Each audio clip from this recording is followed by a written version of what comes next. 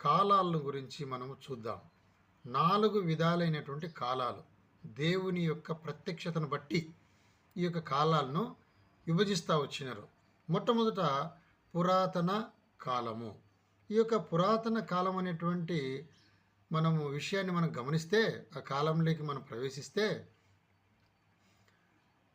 సృష్టి లేదు, దేవదూతలు లేరు, మానవులు లేరు, భూమి లేదు, జంతువులు లేరు, ఏమీ లేదు, శూన్యము.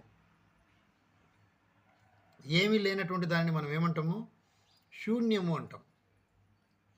శూన్యములో దేవుడు ఒక అతీతమైనటువంటి శక్తిగా, ఒక మానవాతీతమైనటువంటి అత్యంత మహిమ కలిగినటువంటి ఒక శక్తిగా దేవుడు తన ప్రస్థానాన్ని ప్రారంభించడం జరిగింది.